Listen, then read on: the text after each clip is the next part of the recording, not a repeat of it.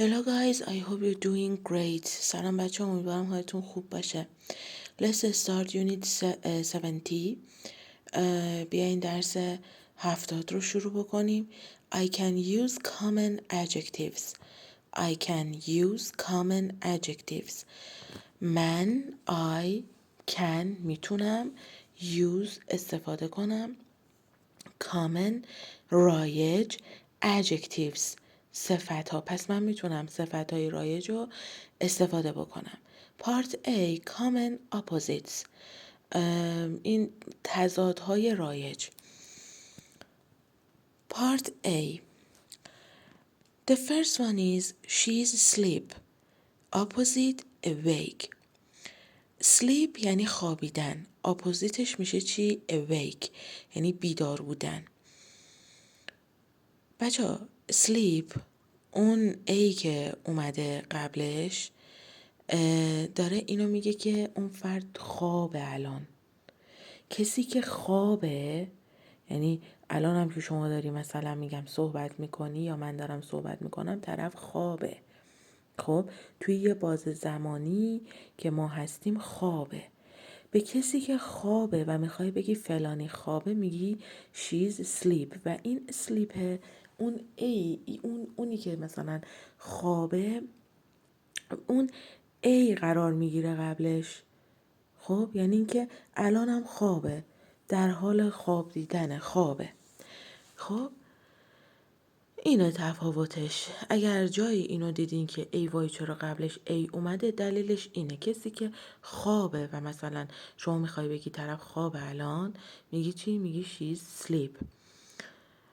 اپوزیتش awake بیدار بودن. Number 2 the bird's dead یعنی مردن. پرنده مرده. opposite alive زنده.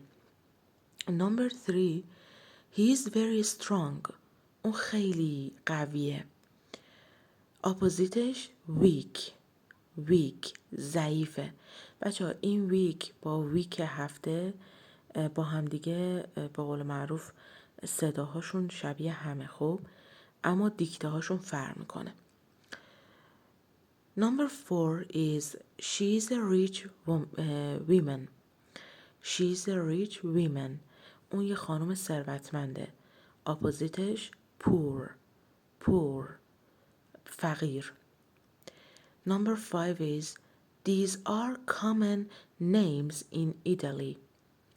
اینا اسمای رایج توی ایتالیا هستن. اپوزیت common میشه unusual غیر عادی. Number 6 these Swiss knives very useful. میگه این چاقوه، اینی که میبینی شماره 6، من نمیدونم به این به فارسی چی میگن، که همه چی داره با خودش. قبلا داشتیم اینا که چاقو داره، نمیدونم اما اقسام چیزا توی یه چیزه، توی همچین چیز قرمزیه که اینطوری میکشی ازش میاد بیرون. میگه خیلی مثلا چیز مفیده. خب اپوزیتش useless بیفایده. The screen is very wide. میگه صفحه خیلی بزرگه، مثلا اندازش زیاده، بزرگه. اپوزیتش narrow باریکه. خب number 8 is the children are noisy شلوغ. بچه ها خیلی پر سر صدان. اپوزیتش quiet شلوغ. ببخشید شلوغن. اپوزیتش آرومن. اسپاتلایت چی میگه؟ میگه position of adjectives. میگه جایگاه صفت ها. Adjectives usually go before a noun. میگه بچه ها صفت ها همیشه قبل از اسم قرار میگیرن. خب یعنی شما اول اسمو میگی، اول صفتو میگی، بعد اسمو میگی. ما توی فارسی داریم اول اسمو میگیم بعد صفتو میگیم. مثلا میگیم دختر زیبا، خب، یا مثلا منظره زیبا. خب اول اسمو میگم بعد صفتو میگم. توی انگلیسی برعکسه، اول صفتو میگم بعد اسمو میگم. مثلا الان چی گفتم دختر زیبا. اما انگلیسی میشه چی؟ میشه the beautiful girl. اوکی، beautiful که صفته میاد اول، girl که دختره اسم میره مثلا بعد از صفت. بعد میگه they can also go after be. ولی اگر be یعنی همون to be verb am is are was were. میگه اگر مثلا to be verb داشته باشیم میره بعد از to be verb. خب قبل از صفت، قبل از اسم، صفت قبل از اسم اما بعد از to be verb. For example, it's a quiet village. It's a quiet village. یک روستای ساکت. خب quiet میشه ساکت، قبلش اومده صفت، village که میشه روستا، اسم بعد از صفت اومده. The village is quiet. The village is quiet. یعنی روستا ساکته. خب is اومده to be verb، پس بعدش quiet میاد صفت.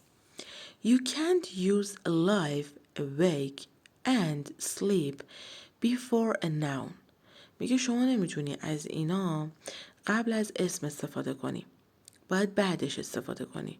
مثلا نمیتونی بگی an alive man. اوکی، باید بگی چی؟ باید بگی the man is alive. اون مرد زنده است. اوکی، مثلا she is awake. اون بیدار شده، بیداره. اوکی، این از پارت A که اینا رو حتما انجام بدین. بریم پارت B.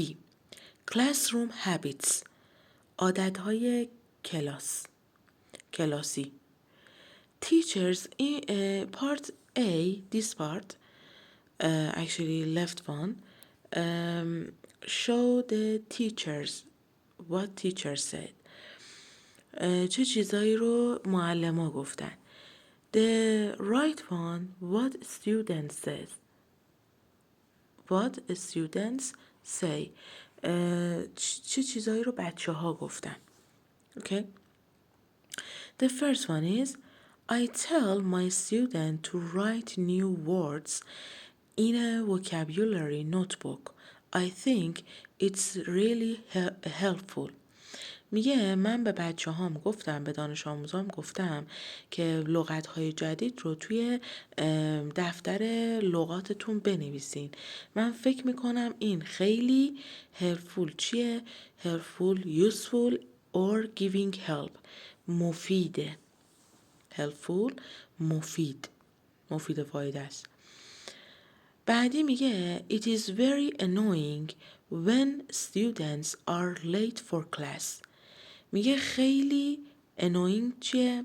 If something is annoying, it makes you a bit angry. میگه اگر چیزی annoying باشه شما را ممکنه یه ذره عصبی کنه، آزاردهنده، اذیت کننده.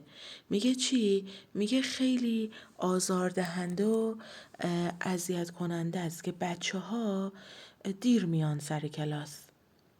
خب when students do activities، میگه وقتی بچه ها تکالیفشون رو انجام میدن I have to give clear instructions. میگه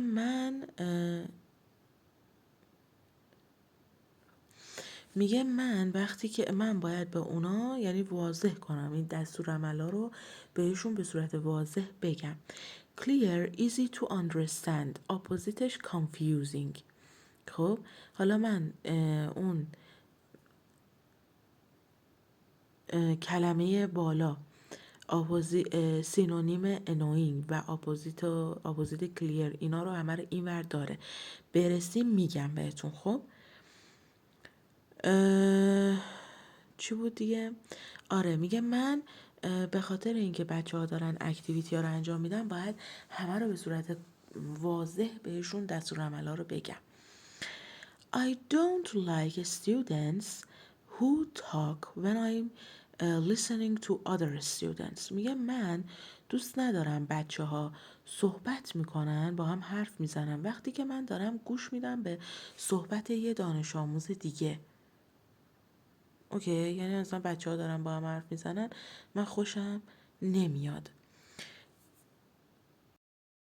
That's really irritating. irritating سینونیم اینها، سینونیم annoying. این خیلی واقعا آزاردهنده است. irritating. حالا بریم ببینیم بچه ها چی میگن. میگه it's impossible to remember everything. میگه impossible، بیایم پایین. impossible میشه not possible. opposite possible. impossible بچه ها یعنی غیر ممکنه. اپوزیتش هم که میشه possible یعنی ممکن. میگه غیر ممکنه همه چی رو به یاد داشت.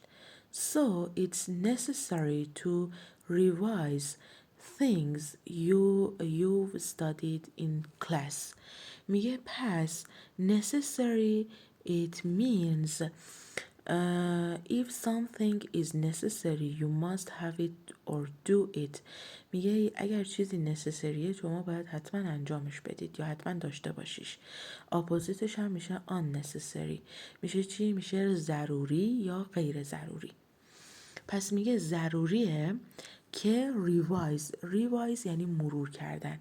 مرور کنی چیزایی که تو کلاس خوندی. I write new words on my hand. میگه من کلمات جدید رو روی دستم می نویسم. And then on my arms. و توی بازوام. It's strange. خب strange یعنی چی؟ Strange یعنی unusual and perhaps not normal. سینونیمش هم odd. یعنی چی؟ یعنی عجیبه.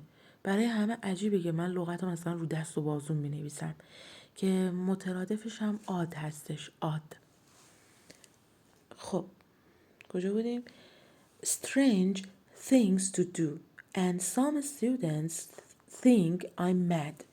میگه و بیشتر دانش آموزان فکر میکنم من دیوونم. Mad very unusual and not normal. سینونیمش crazy. mad همون میشه دیوونه دیگه که سینونیمش همون crazy دیوونه. بعدی چی میگه؟ میگه I repeat new words 4 or 5 times. میگه من کلمات جدید رو 4-5 بار تکرار میکنم. It's the only way to remember. It's the only way یعنی there is no other way. یعنی هیچ راه دیگه ای نیست. این تنها راهه. It's the only way یعنی این تنها راهه. این تنها راه اینه که تو به یادت بمونه. به یاد داشته باشیش. بعدی in English you often write words in one way and say them in another. میگه شما توی انگلیسی یه کلمه رو مینویسی، اون کلمه یه جوره اما موقعی که میخوای بگی یه جور دیگه است. خب it's very confusing اینجا بود. clear میشد چی؟ میشد شفاف بازه.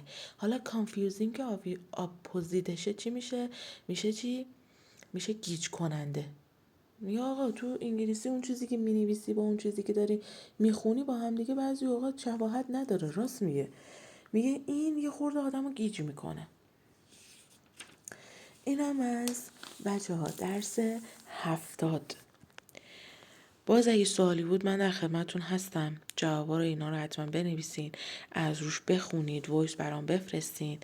بعد دیگه همین.